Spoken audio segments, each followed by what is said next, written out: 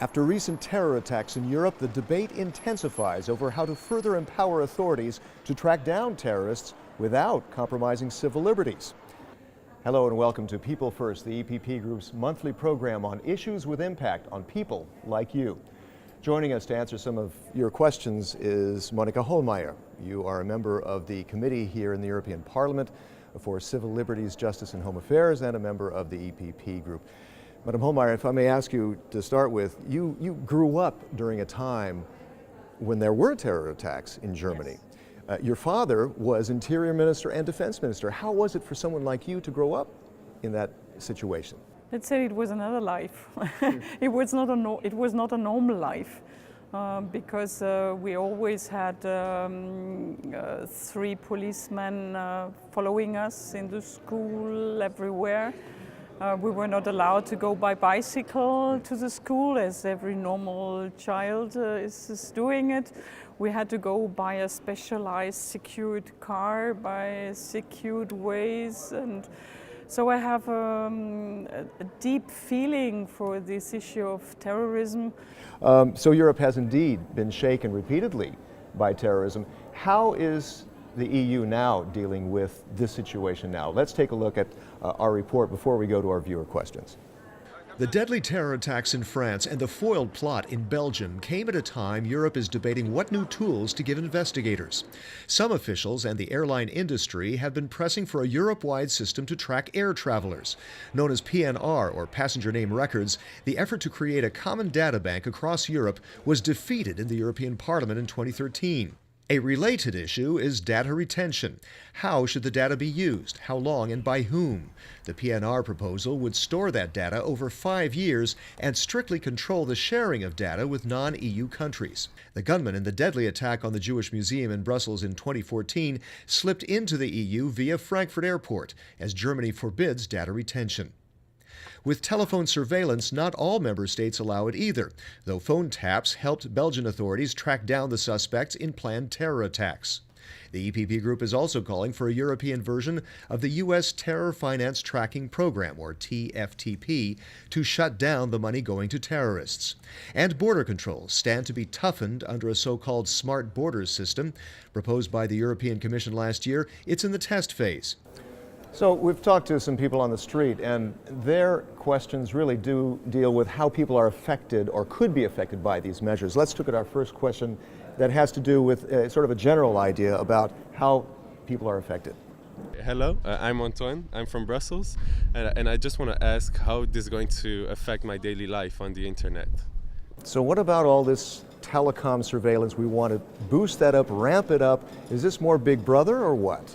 No, Big Brother is not allowed and won't be allowed in future, because normally if you have a suspected person, you need a judge to decide that you can survey somebody, really, the telephone connections, the IT content that the person has seen.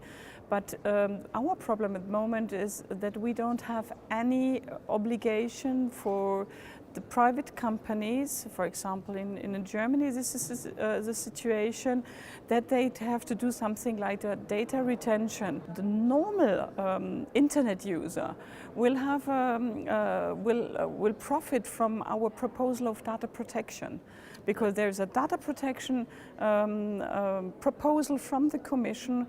We try to find a solution together with the Council, and there the privacy is much more protected, and we as Parliament try to give more rights to a private person against the big lock-in giants, because they don't respect the clients so much. Well, let's take a look at our next question, which has very much to do with that. My name is Ellen, I'm from Belgium, and how will you protect my data?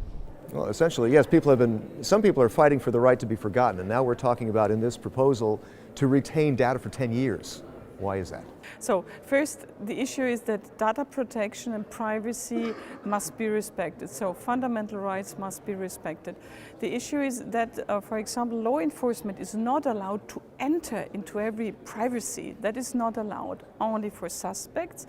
And there's a certain type of new technology. So normal data is absolutely protected. Nobody is interested. The problem is not law enforcement. The problem sometimes is the profiling of private companies. For advertising.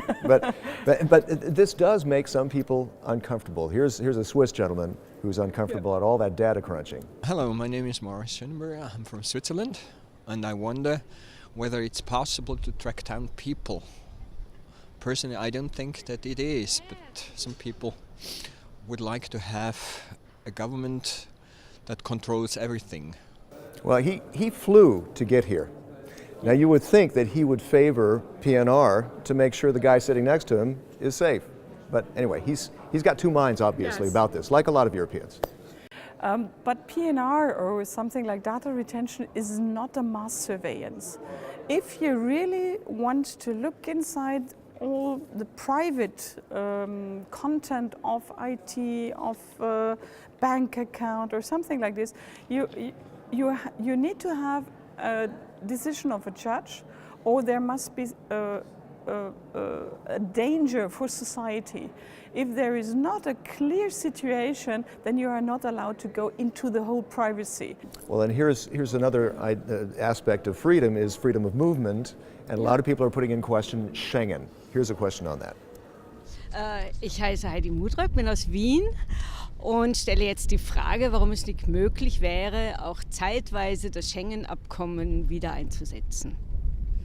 Und was hindert die Diplomaten daran, dieses einzuführen? Ob sie nur Angst haben, dass sie die Stimmen der Bevölkerung und ihres Landes verlieren? So it is a very complicated question, because to what extent do you try to support Schengen, but at the risk perhaps of losing votes at home by those who are very, very worried about Schengen perhaps compromising their security? So I think the freedom of movement is one of the very important goods that or values that we have in this European Union and in the Schengen area. There is one proposal about the external borders of the Schengen area, because if, for example, terrorists are entering, if high-risk individuals are entering, if drug traffickers, human traffickers are entering, for this reason there will be a proposal to have controls at the external borders for EU citizens, but not inside, because it's not necessary to do this check 3 or 4 times. Right. It's necessary to do it once at the external borders of the Schengen area. And then we need to have a possibility to see how terrorists or high-risk individuals move. This is not a border issue. Right.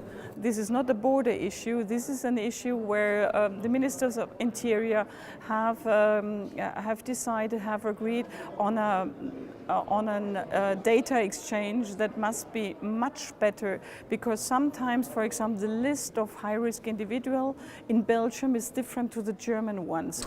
And then one other aspect is of this package that the EPP Group is proposing, with the support of others as well, is the idea of trying to prevent youth from radicalizing. That's true. And boosting efforts in the prisons, and also trying to encourage some sort of tolerance in the schools. Yes. How concretely do you want to do that? First, we can create guidelines of best practices, because there are already good examples in the European Union that work, and we hope that we can exchange this with very good guidelines. The second thing is to give an initiative or incentives for an IT program as de-radicalisation, to show, especially with the methods of internet, that radicalisation is a misuse of young people for very bad ideas and for their detriment. So we can do a lot for de-radicalisation, and in prisons it's important that hate preachers or terrorists don't have the possibility to speak to young people in prison. So to how do you do that? radicalize You separate them, or what do you The normal instrument is really to isolate those extreme terrorists from others. And in the prisons, you have to give young prisoners the possibility to learn something, to be educated therein, to Exactly, it has to have some sort of positive support there, yeah. So yes, to Right. have a positive support Right. for those who give us a chance to help them. Well, all these efforts are going to require long-term efforts. Yes, and that's true. We'll have to see how that pans out. But of course, the first step is getting the package approved. So That's we'll see how that true. goes. Thank you so much. Madam Holmeier, thank you very much. That's all the time we've got for now. On People First, find out more about the activities of the largest political force in Parliament by checking eppgroup.eu. Until next time, thanks for watching.